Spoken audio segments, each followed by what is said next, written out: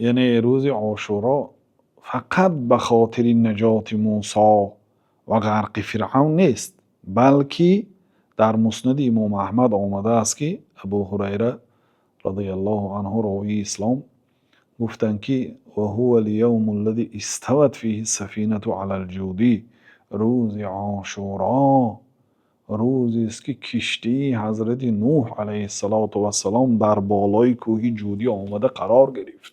فصامه نوح شکرا، پس حضرت نوح برای شکرانه این نعمت الله تعالی روزه داشتند.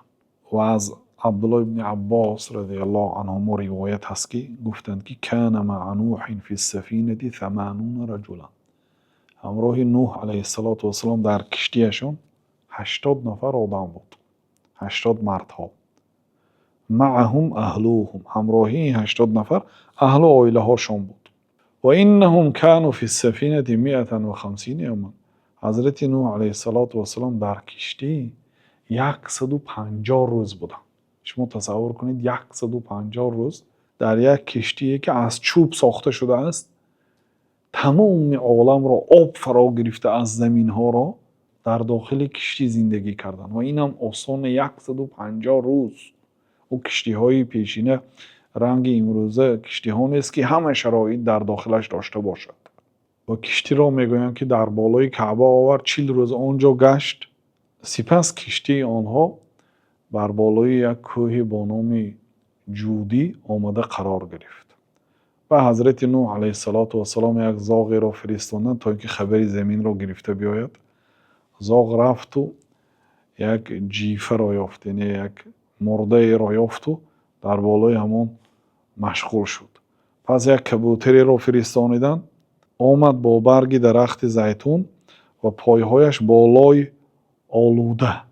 و حضرت نوح علیه السلام فهمیدند که اینا به زمین رسیده آمدند، چون اطراف آب است. بعد در همانجا یک دهه بنیاد کرده و نامش را 80 ماندن، 80، چون 80 نفر بودن، 80 عائله بودن.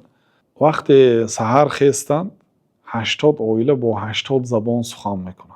یکی از آن 80 زبان زبان عربی هست و آنها سخن همدیگر را نمیفهمیدند. 80 زبان و حضرت نوح علیه السلام بین آنها ترجمه میکردند.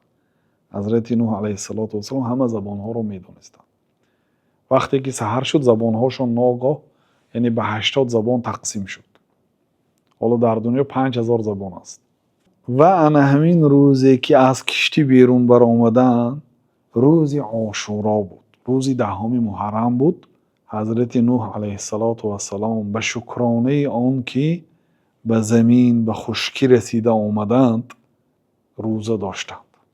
موسی و نوح چی مشارکت دارند؟ مشارکت آنها همین که دشمنهای آنها به آب غرق شد و موسی هم نجات یافتن از آب، نوح علیه السلام هم نجات یافتن و هر دو روزه داشتن.